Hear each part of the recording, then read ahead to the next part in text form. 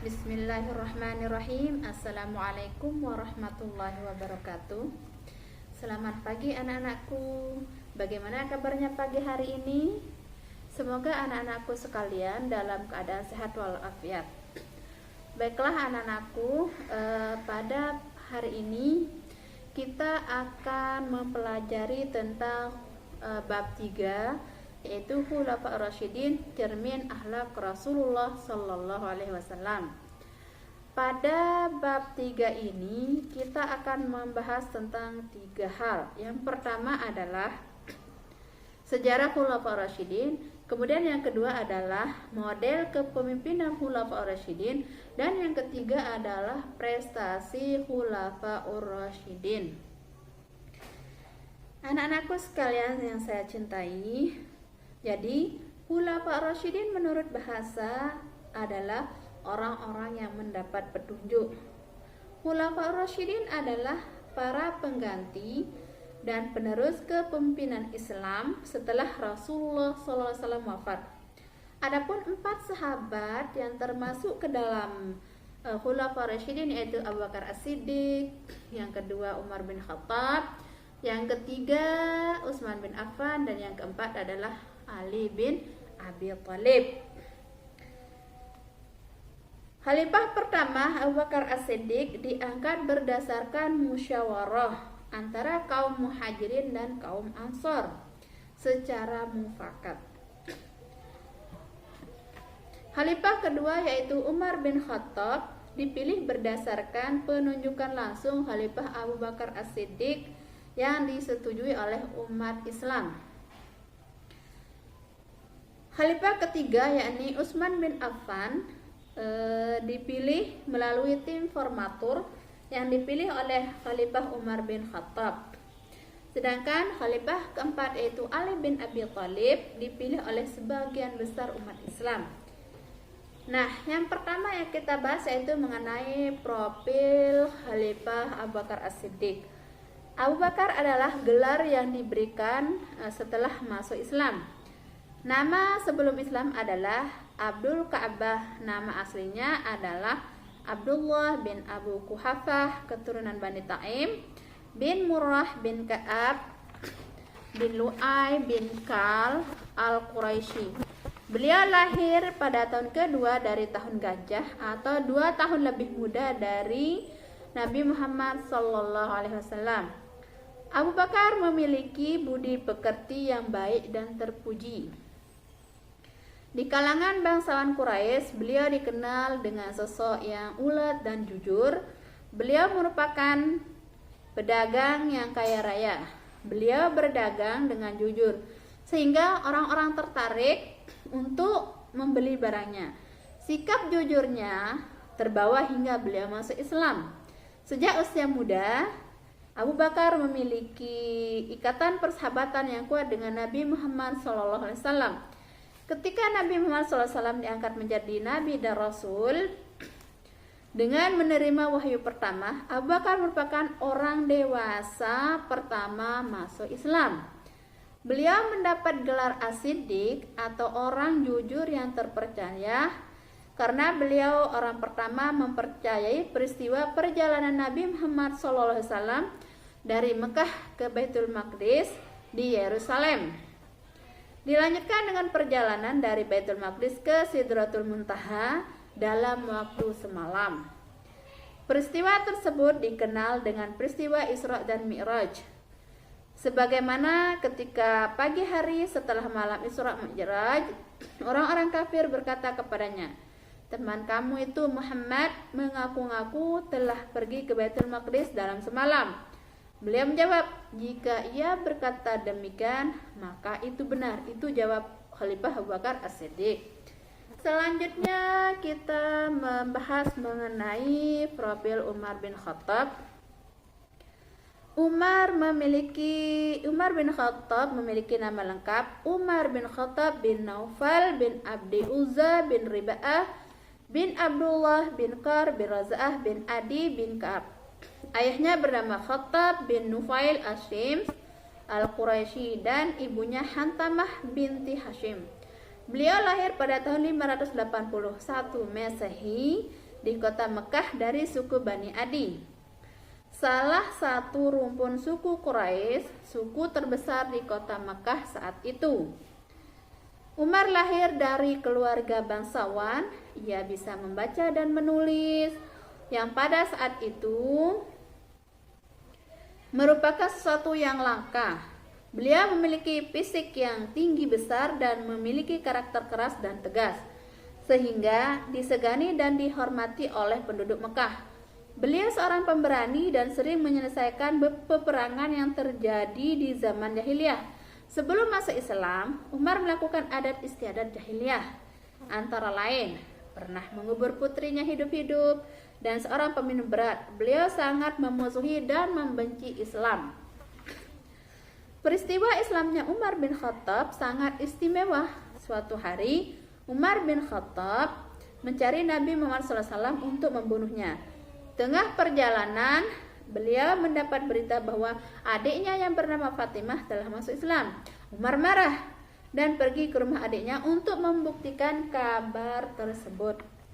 Ketika dia tiba di rumah adiknya, ia mendengar adiknya sedang melantunkan beberapa ayat suci Al-Quran.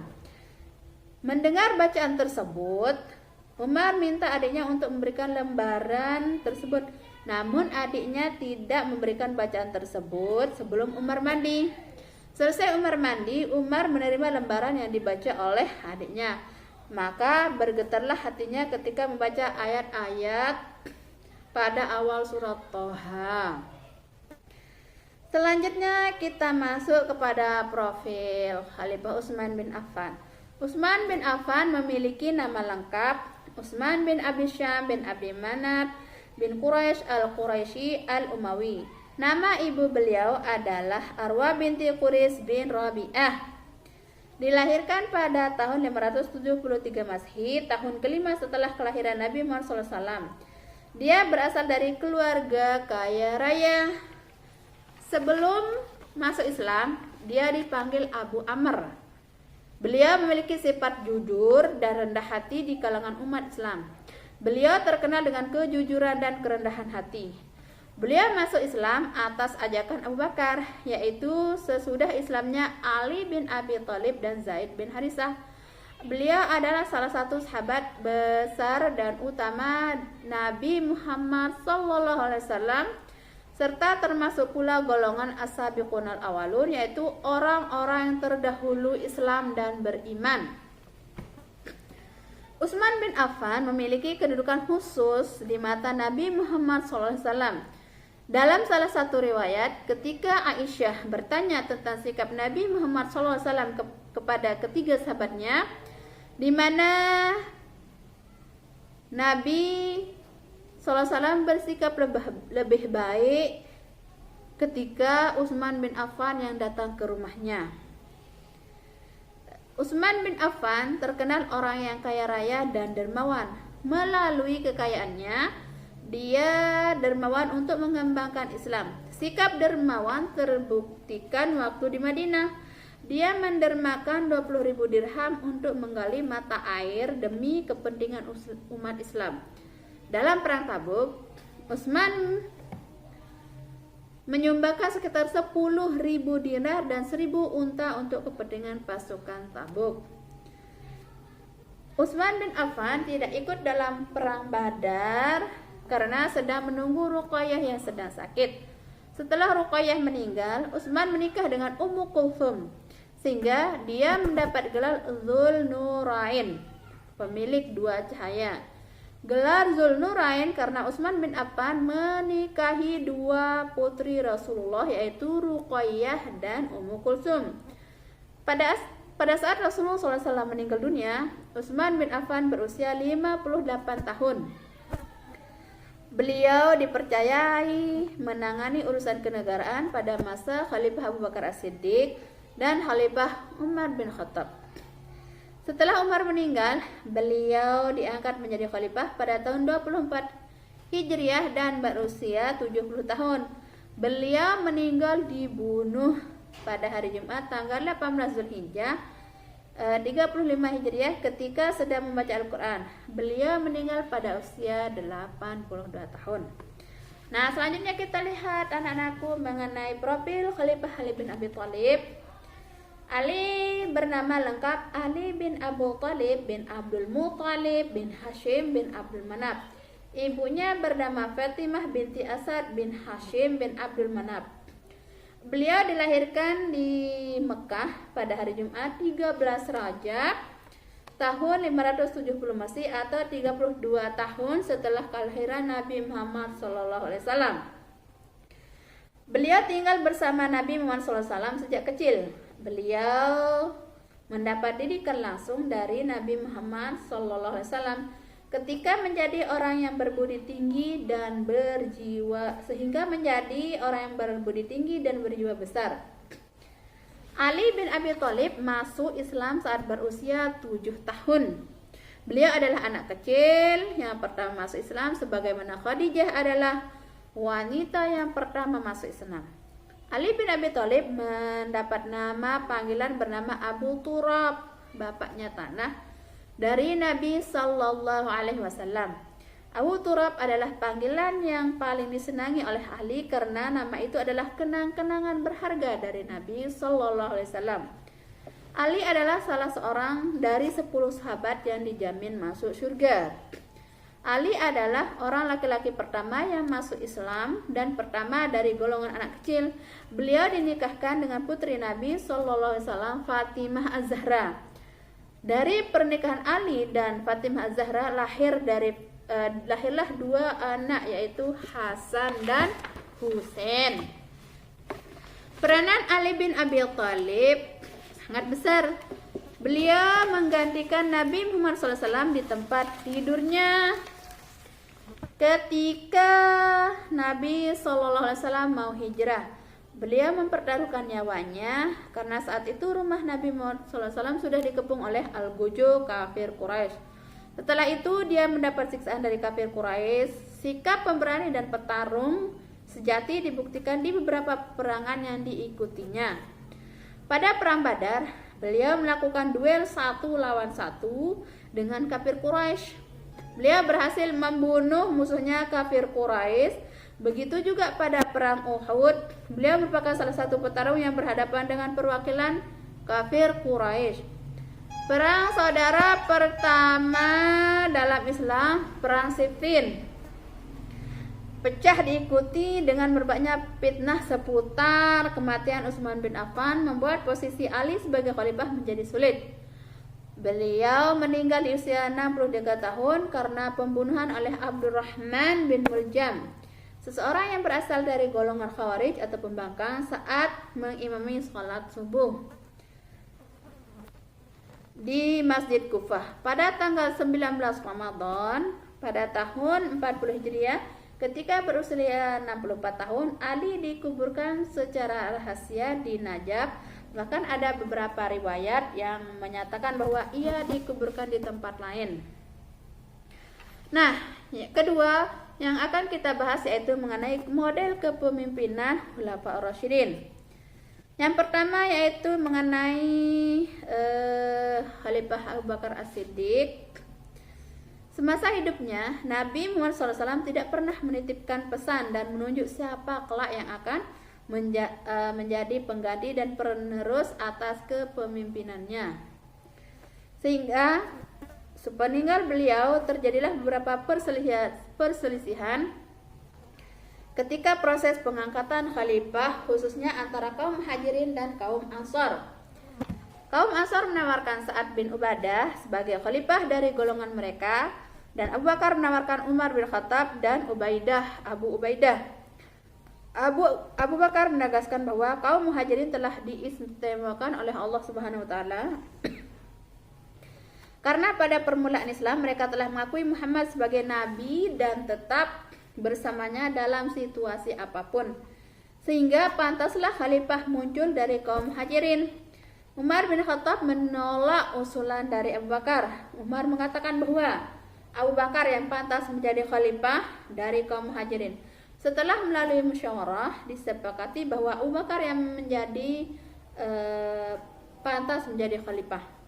Adapun kesepakatan tersebut karena Abu Bakar adalah orang yang pertama mengakui peristiwa Isra Mi'raj. Kemudian Abu Bakar juga menemani Nabi Muhammad SAW hijrah ke Madinah. Kemudian Abu Bakar adalah orang yang sangat gigih dalam melindungi orang yang memeluk Islam. Kemudian Abu Bakar adalah imam sholat subuh sebagai pengganti Nabi Muhammad SAW ketika beliau sedang sakit. Setelah sepakat, Umar bin Khattab menjabat tangan Abu Bakar dan menyatakan baiatnya kepada Abu Bakar, lalu diikuti oleh Sa'ad bin Ubadah dan umat Islam seluruhnya. Abu Bakar menamai dirinya sebagai Khalifatul Rasul atau sebagai pengganti Rasul. Selanjutnya yang kedua yaitu mengenai Khalifah Umar bin Khattab. Sebelum meninggal, Khalifah Abu Bakar bertanya kepada para sahabatnya tentang penunjukan Umar bin Khattab sebagai penggantinya. Beliau menanyakan hal itu kepada Abdurrahman bin Auf, Utsman bin Affan, Asid bin Hudair Al-Ansari, Said bin Zaid, serta sahabat-sahabatnya dari kaum Muhajirin dan kaum Ansor. Kemudian pada umumnya mereka setuju dengan Abu Bakar dan kemudian disetujui oleh kaum muslimin dan serempak. Ketika Abu Bakar sakit, beliau memanggil Utsman bin Affan untuk menulis wasiat yang berisi tentang penunjukan Umar bin Khattab sebagai penggantinya. Tujuannya agar ketika sepeninggal beliau tidak ada kemungkinan perselisihan di kalangan umat Islam untuk masalah khalifah. Keputusan Abu Bakar diterima oleh umat Islam sehingga mereka secara beramai-ramai membaiat Umar bin Khattab sebagai khalifah. Umar bin Khattab mengumumkan dirinya bukan sebagai Khalifatul Rasul atau pengganti Rasul, tapi sebagai Amirul Mukminin atau pengurus orang-orang mukmin. Umar menjabat sebagai khalifah selama 12 tahun. Selanjutnya Khalifah Utsman bin Affan. Ketika Umar sakit keras tertikam oleh budak Persia, beliau membentuk tim formatur yang terdiri dari Utsman bin Affan, Ali bin Abi Thalib, Thalhah bin Ubaidillah, Zubair bin Awam, Abdurrahman bin Auf, dan Sa'ad bin Abi Waqqas. Tugas tim formatur memilih salah satu di antara mereka sebagai penggantinya. Abdurrahman bin Auf dipercaya menjadi ketua tim formatur. Setelah Umar bin Khattab wafat, tim formatur mengadakan rapat. 4 orang mengundurkan diri menjadi calon khalifah sehingga tinggal 2 orang, yaitu Utsman bin Affan dan Ali bin Abi Thalib. Proses pemilihan menghadapi kesulitan karena berdasarkan pendapat umum bahwa masyarakat menginginkan Utsman bin Affan menjadi khalifah. Sedangkan di antara calon pengganti Umar terjadi perbedaan pendapat, di mana Abdurrahman bin Auf cenderung mendukung Utsman bin Affan, Sa'ad bin Abi Waqqas ke Ali bin Abi Thalib. Hasil kesepakatan dan persetujuan umat Islam, maka diangkatlah Utsman bin Affan menjadi khalifah pengganti Umar. Beliau diangkat di usia ke-70 tahun, beliau menjadi khalifah selama 12 tahun. Kemudian selanjutnya itu mengenai Khalifah Ali bin Abi Thalib. Setelah Khalifah Utsman bin Affan meninggal, umat Islam yang tinggal di Madinah bingung siapa yang akan menggantikan Utsman bin Affan. Kemudian ada usulan untuk mengangkat Ali bin Abi Thalib menjadi pengganti Khalifah Utsman bin Affan. Usulan tersebut disetujui mayoritas umat Islam kecuali mereka yang pro Muawiyah bin Abu Sufyan. Pada awalnya Ali bin Abi Thalib menolak tawaran usulan tersebut. Namun karena tidak mau menerima jabatan khalifah, dia melihat situasinya kurang tepat karena banyak terjadi kerusuhan di mana-mana. Menurut beliau, situasi ini harus diatasi dan dibereskan terlebih dahulu sebelum membicarakan masalah kepemimpinan. Namun desakan sangat kuat. Akhirnya Ali bin Abi Thalib menerima tawaran jabatan khalifah tepat pada tanggal 23 Juni 656 Masehi. Ali bin Abi Thalib menghadapi beberapa kelompok yang menuntut pengusutan terhadap pembunuhan Utsman bin Affan dan hukum pembunuhnya. Selanjutnya yaitu mengenai kepemimpinan Khulafaur Rasyidin. Kepemimpinan keempat Khulafaur Rasyidin berbeda-beda sesuai dengan karakternya dan situasi masyarakatnya. Pada masa Abu Bakar, beliau dikenal dengan Khalifatur Rasul, yaitu pengganti Rasul. Sedangkan pada masa Umar bin Khattab, beliau memproklamirkan dirinya sebagai Amirul Mukminin. Kemudian pada saat Utsman bin Affan,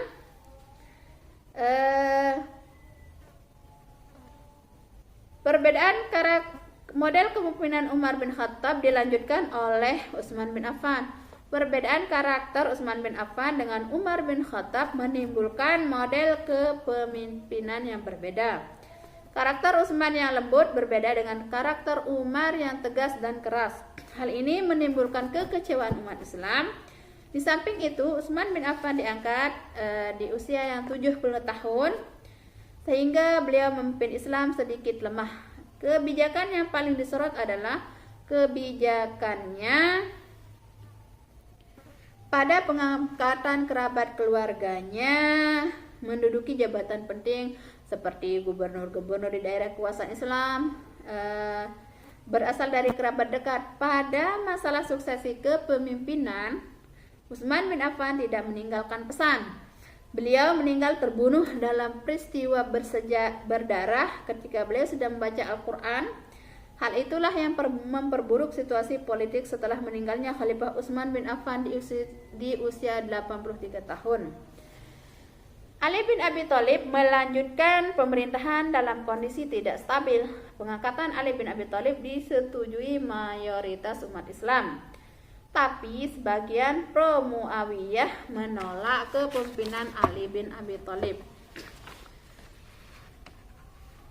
Ali menghadapi kelompok penentang yang sangat kuat ketika memberlakukan kebijakannya pada pemecatan pejabat-pejabat.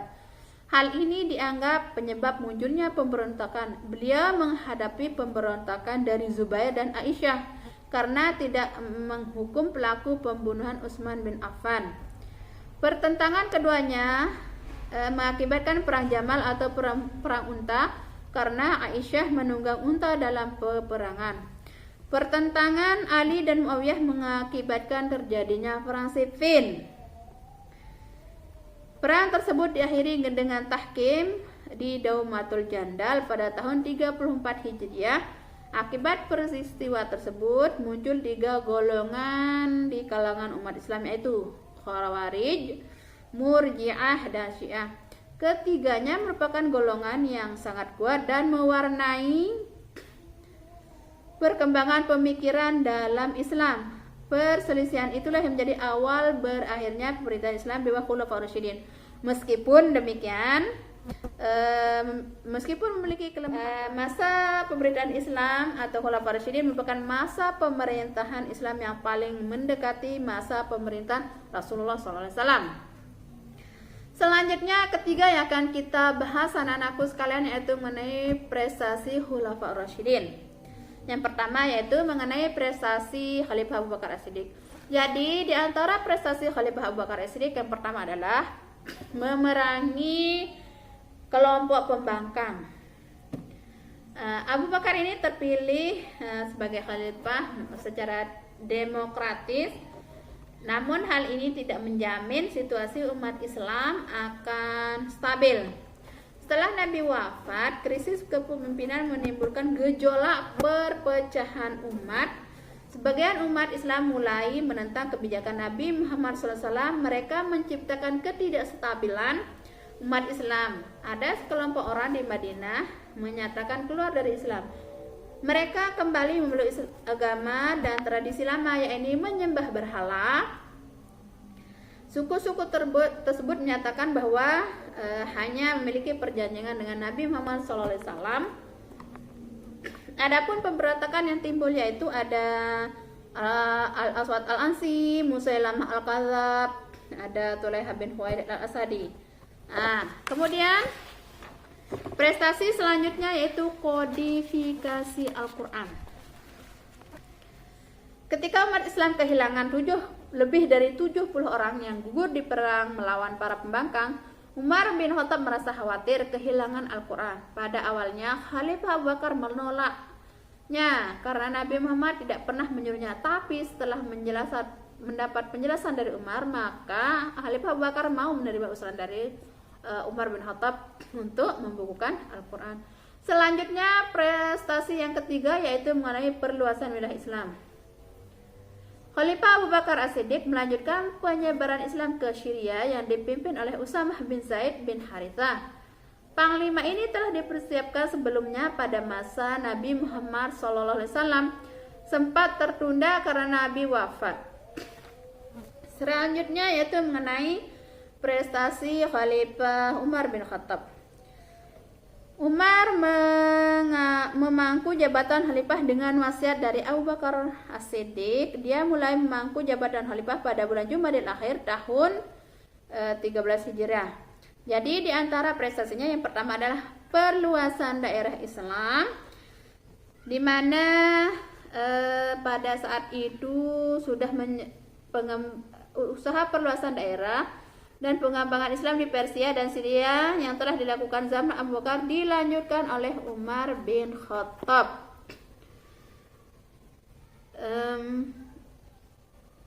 Pada zaman Umar bin Khattab, gelombang ekspansi pertama terjadi di ibu kota Syria, Damaskus. Kota ini jatuh pada tahun 35 Masehi. Prestasi kedua yaitu mengatur administrasi dan keuangan pemerintahan. Prestasi Khalifah Umar bin Khattab dalam mengatur keuangan pada masa pemerintahan Umar bin Khattab membentuk Baitul Mal dan Dewan Perang. Baitul Mal bertugas untuk mengurusi keuangan negara. Dewan Perang bertugas untuk mencatat administrasi kenegaraan. Umar bin Khattab adalah khalifah pertama kali yang memperkenalkan sistem penggajian bagi pegawai pemerintah. Ia juga memberikan santunan dari Baitul Mal kepada seluruh rakyatnya. Besarnya santunan disesuaikan lamanya memeluk agama Islam. Pada masa Umar bin Khattab, kemakmuran dapat dinikmati rakyat dari seluruh pelosok negeri. Prestasinya yang ketiga yaitu menetapkan kalender Hijriah. Sebelum kalender Hijriah ditetapkan orang-orang pada saat itu menggunakan kalender Masehi. Agar berbeda dengan kaum Nasrani, Umar bin Khattab mencetuskan kalender Hijriah yang ditetapkan mulai pada saat Nabi Muhammad SAW hijrah dari Mekah ke Madinah. Hal itu disebabkan hijrah merupakan titik balik kemenangan Islam. Hijrah juga menandai dua periode dakwah, yaitu periode Mekah dan periode Madinah. Yang ketiga itu mengenai prestasi Khalifah Utsman bin Affan. Adapun prestasi daripada Khalifah Utsman bin Affan yang pertama adalah kodifikasi mushaf Al-Quran. Pada masa Khalifah Utsman bin Affan, wilayah Islam sudah sangat luas. Hal ini menimbulkan kekhawatiran akan terjadinya perbedaan pembelajaran Al-Quran di beberapa pelosok wilayah. Akhirnya Al-Quran itu menjadi mushaf, dibuat menjadi empat buah. Salah satunya tetap berada di Madinah, sedangkan 4 lainnya dikirim ke Madinah, Suriah, Basrah, dan Kufah. Naskah yang ditinggal di Madinah disebut Mushaf Al-Imam atau Mushaf Utsmani. Selanjutnya prestasi kedua yaitu renovasi Masjid Nabawi. Masjid Nabawi adalah masjid pertama yang didirikan oleh Rasulullah ketika beliau itu tiba di Madinah. Masjid ini pada mulanya sangat kecil dan sangat sederhana. Masjid Nabawi telah mulai dibangun sejak Khalifah Umar bin Khattab, yang kemudian dilanjutkan merenovasinya dan diperluas oleh Khalifah Utsman bin Affan. Selain diperluas, Masjid Nabawi juga dibangun dengan bentuk dan coraknya yang lebih indah. Selanjutnya yaitu mengenai pembentukan Angkatan Laut. Pada masa Khalifah Utsman bin Affan, wilayah Islam mencapai Afrika, Siprus, hingga Konstantinopel. Muawiyah saat itu menjabat gubernur Suriah mengusulkan dibentuknya Angkatan Laut. Usul itu disambut baik oleh Khalifah Utsman bin Affan. Selanjutnya yaitu mengenai perluasan wilayah Islam. Perluasan wilayah Islam pada masa Utsman bin Affan yaitu sudah mencapai ke wilayah Khurasan, Armenia, Afrika Utara atau Tunisia, Ray dan Azerbaijan. Kemudian selanjutnya yang terakhir yang akan kita pelajari yaitu mengenai prestasi Khalifah Ali bin Abi Thalib. Di antara prestasi Khalifah Ali bin Abi Thalib yang pertama adalah mengganti pejabat yang kurang cakap. Khalifah Ali bin Abi Thalib mengganti pejabat-pejabat yang kurang cakap dalam bekerja. Pejabat-pejabat tersebut ternyata banyak berasal dari keluarga Khalifah Utsman bin Affan atau Bani Umayyah. Akibatnya makin banyak kalangan Bani Umayyah yang tidak menyukai Khalifah Ali bin Abi Thalib.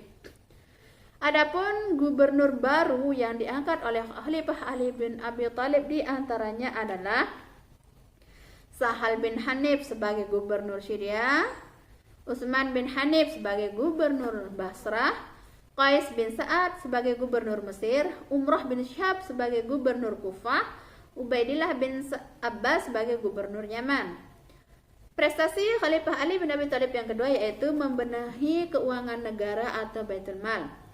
Pada masa Khalifah Utsman bin Affan, banyak kerabatnya yang diberi fasilitas negara.